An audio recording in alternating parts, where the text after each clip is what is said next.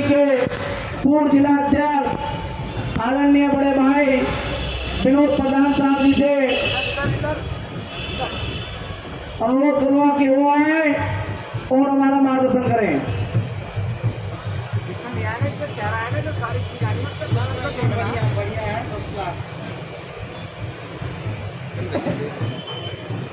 सभी को मेरा जय भीम।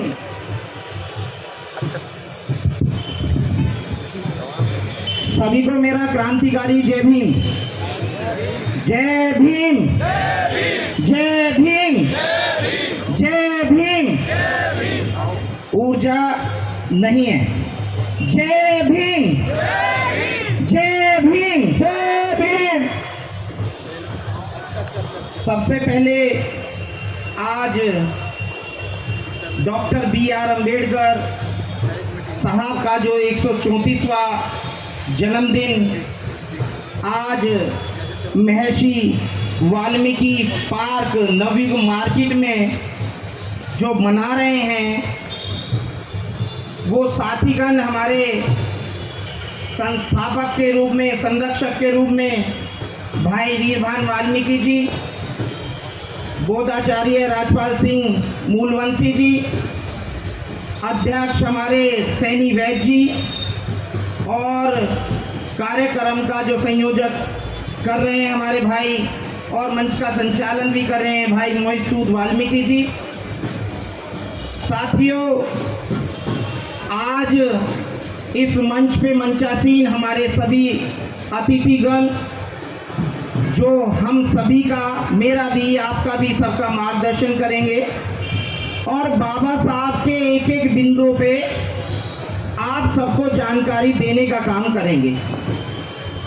और मैं अपने सभी वक्तागणों से कहूँगा कि एक एक पॉइंट ही पे बात करें, क्योंकि बाबा साहब का जो संविधान है वो बहुत बड़ा है।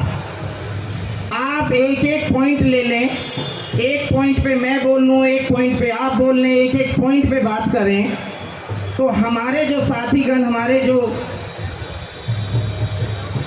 आयोजक ने प्रयास किया है कि बाबा साहब के संविधान के मूलभूत जो अधिकार हैं वो जन जन तक जाएं और बाबा साहब के जो विचार हैं वो भी जन जन तक जाएं। मैं तथागत भगवान बुद्ध को अपने पुष्प अर्पण करते हुए हम सबके मसीहा, संविधान के रचयिता, बहुजन समाज के मुक्तिदाता, नारियों के मुक्तिदाता,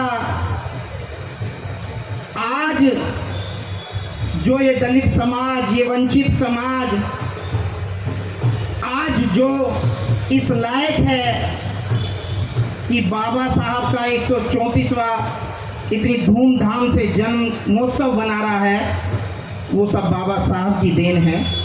और बाबा साहब के उस संविधान की देन है कि आज एक गांव का छोटा सा व्यक्ति आपके बीच में एक मंच का माइक संभाल रहा है। मैं अपना परिचय देना चाहता हूँ। मेरा नाम विनोद प्रधान है और मैं गांव मुरादनगर में असालत नगर से आता हूँ। गांव असालत नगर का प्रधान रहा हूँ। मेरी पत्नी रजनी जाटव जिला पंचायत सदस्य वार्ड नंबर 7 रही है और पूर्व में 17 से 19 तक जिले का बहुजन समाज पार्टी का जिला अध्यक्ष रहा हूँ और 2022 में ऊर्जा विधानसभा से बसपा का प्रत्याशी रहा हूँ। ये सब बाबा साहब की देन है कि गांव असालत नगर से प्रधान से लेके इस प्रदेश की बड़ी पंचायत का मैंने चुनाव लड़ा है।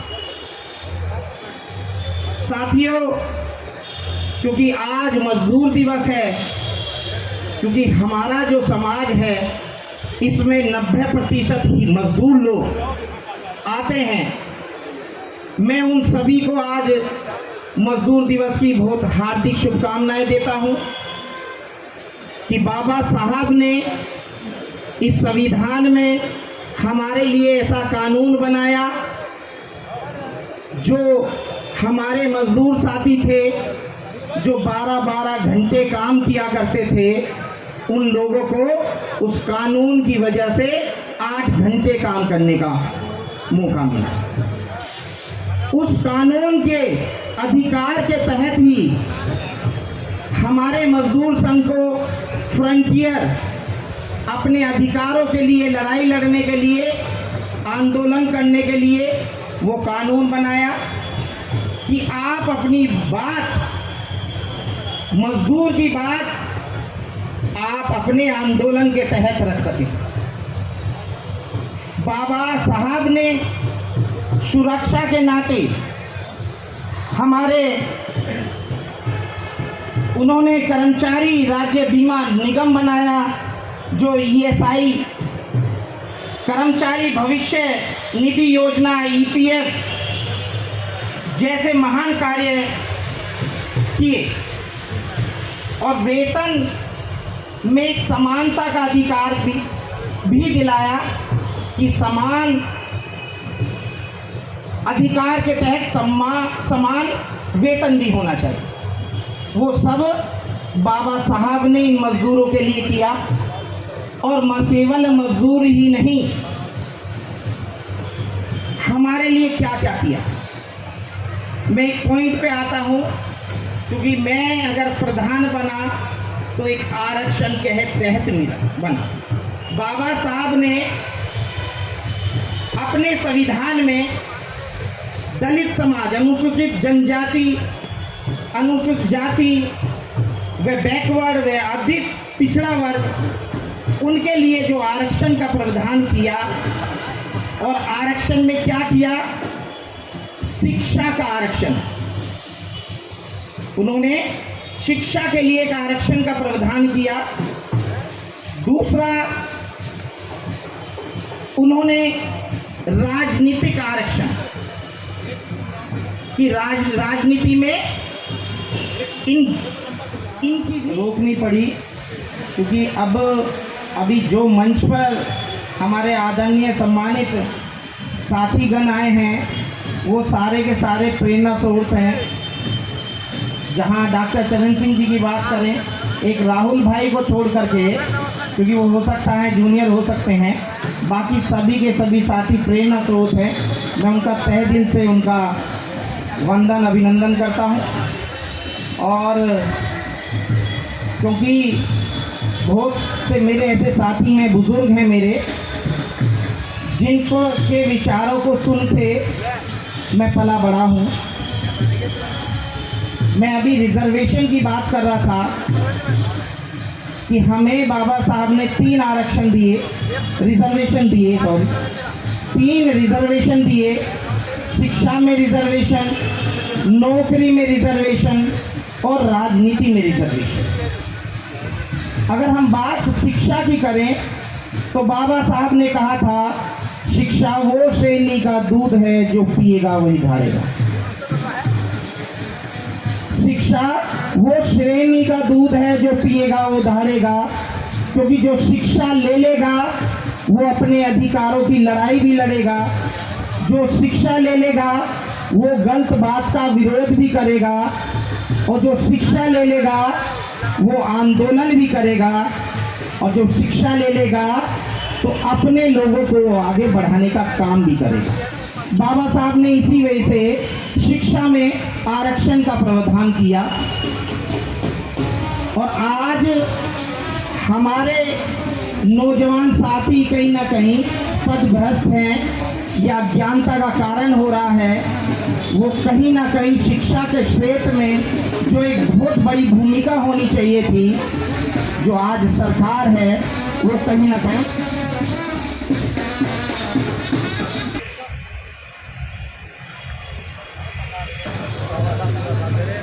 क्योंकि साथियों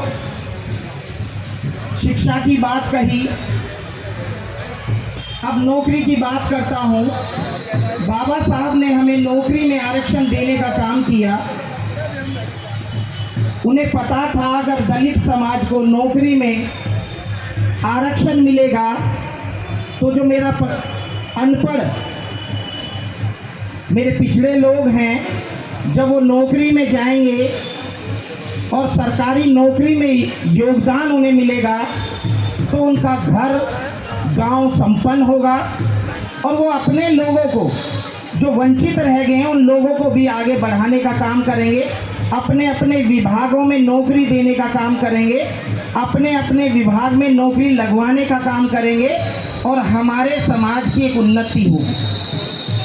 नौकरी में आरक्षण देने का काम बाबा साहब ने किया कि ये समाज, ये दलित समाज, ये वंचित समाज आगे बढ़ सके।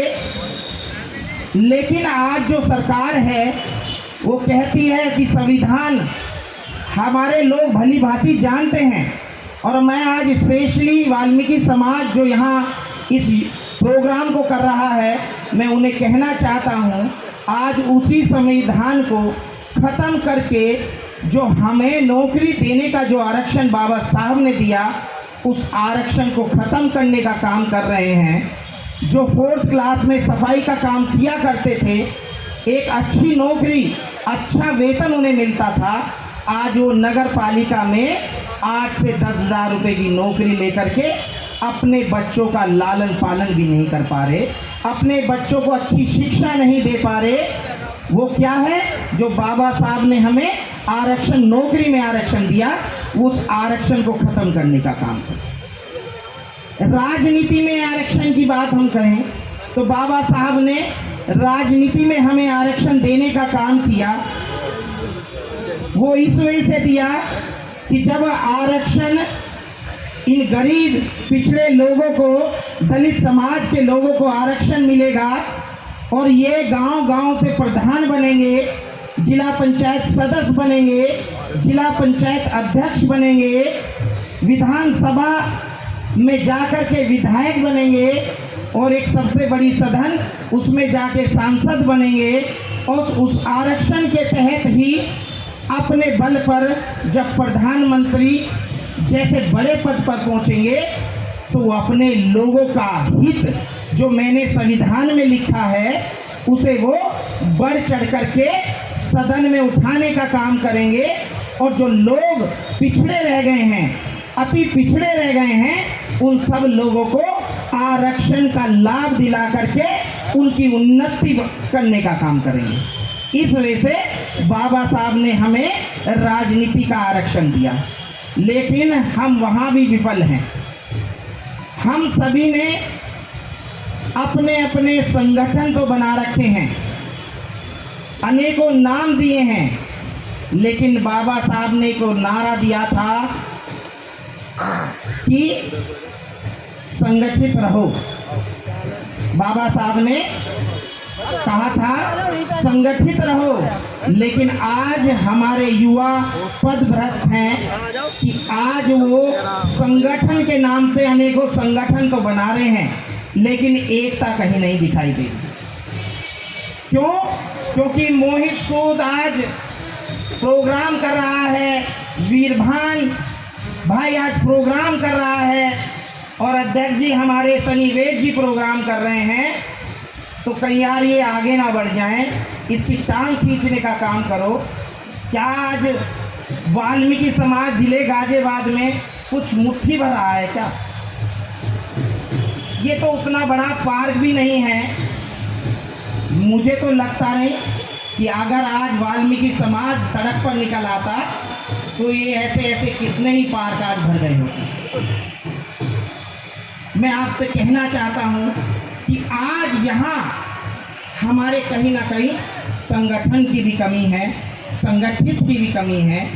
मैं केवल आपकी, क्योंकि बहुत सारे वक्तागण हैं अपनी अपनी बात कहेंगे, मैं केवल इतना कहना चाहता हूँ कि साथियों, 2 रोटी कम खा लेना, लेकिन अपने बच्चों को अच्छी शिक्षा देना। आप अपने घर में, आप अपने जो बहुजन नायक हैं, जिन्होंने बहुजन समाज के लिए अपना जीवन दान दिया है, आप घर घर जाकर के केवल अपने घर में अपने बच्चों, अपनी बीवी के साथ उनके बारे में विचार करें, उनके बारे में बताएं, कि हमने या हमारे पूर्वजों ने कितना संघर्ष किया है। आज अगर अच्छा हम एसी में सो रहे हैं, अच्छे घर में रह रहे हैं, हम अपने बच्चों को अच्छी शिक्षा दिला पा रहे हैं, वो सब हमारे बहुजन नायकों की देन है, बाबा साहब की देन है, मान्यवर काशी राम साहब की देन है कि आज हम इतनी फ्रीडम से इस पार्क में बैठे हैं, अपनी बात कह रहे हैं। मुझे कई बार मौका मिला इस पार्क में आने का, कई बार मुझे बुलाया गया, लेकिन आज मैं यहाँ आया हूँ। मुझे बड़ी खुशी है कि सभी ने इतना अच्छा प्रोग्राम किया। मैं पूरी कमेटी को धन्यवाद देता हूँ। आप इससे भी बढ़ चढ़ के प्रोग्राम करिए, समाज को जोड़ने का काम करिए, समाज को एक अच्छा बल मिलेगा और आप जैसे भाई एक नेता मिलेगा। तो मैं अपनी वाणी को विराम देता हूँ और यहाँ आई सभी मातृशक्तियों को, मेरे अपने युवा साथियों को, अपने बुजुर्गों को तहे दिल से धन्यवाद करता हूँ कि आपने इतनी शालीनता से मेरी बात सुनी। आपका तहे दिल से बहुत बहुत धन्यवाद और इस मंच का भी तहे दिल से बहुत बहुत धन्यवाद कि आपने मुझे यहाँ बोलने का मौका दिलाया। धन्यवाद। जय भीम, जय भारत। प्रमोद जी जो हमारे डॉक्टर बी आर अम्बेडकर जन्मोत्सव कमेटी महानगर गाजियाबाद के